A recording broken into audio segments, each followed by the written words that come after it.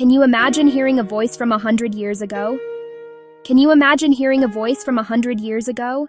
Can you imagine hearing a voice from 100 years ago?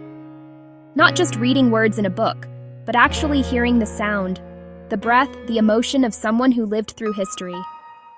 It's one thing to read about the past, but it is another thing entirely to hear it. There exist rare, precious recordings captured decades ago that allow us to do just that. These are the voices of people who were born into slavery in America.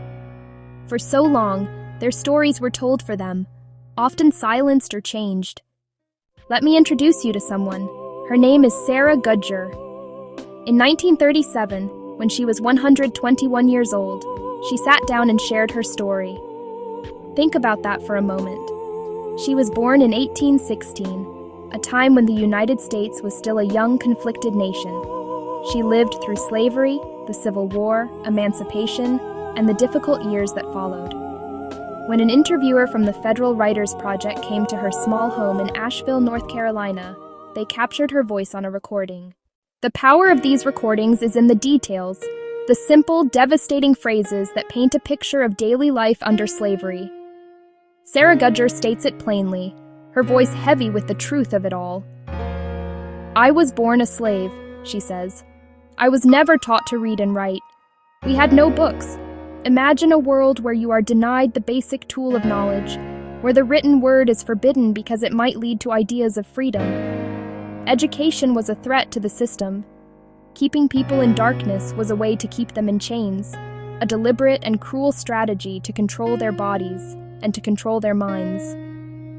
Sarah goes on to describe the work, the endless, grueling labor that defined her existence. From sunrise to sunset, her words bring to life the physical toll of slavery. When you truly absorb the reality of what these individuals endured, you have to ask yourself, how did they survive? How did they wake up each morning, face another day of bondage, of cruelty, of hopelessness? The answer lies in a kind of strength that is almost beyond our comprehension. It is a testament to the resilience of the human spirit. This was not just a physical survival, it was a spiritual survival. It was an emotional survival.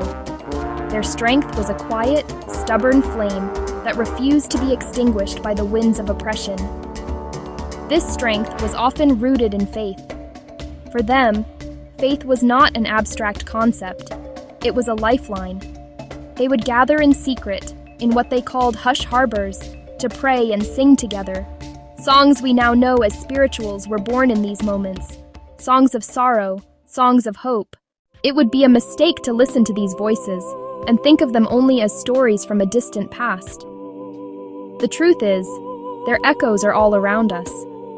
The legacy of slavery is not confined to history books. It is woven into the very fabric of our society today, in the year 2025. The systemic inequalities that Sarah Gudger and others faced did not simply vanish with the Emancipation Proclamation. They transformed and mutated, creating new challenges for generations to come. The fight for true freedom, for equality and justice is a continuation of the same struggle that they knew so intimately. Their voices are not just a record of the past, they are a commentary on our present. Think about the issues we are grappling with right now. When we talk about racial disparities in our justice system, in healthcare, in education, and in economic opportunity, we are talking about the long shadow of slavery. The struggle for voting rights, the fight against housing discrimination, the demand for fair wages. These are modern-day battles on a battlefield that was shaped centuries ago. So why does it matter? Why should we, today, take the time to listen to these faint, crackling voices from a world that seems so far away? We must listen because these stories are our story. They are the foundation of the American experience.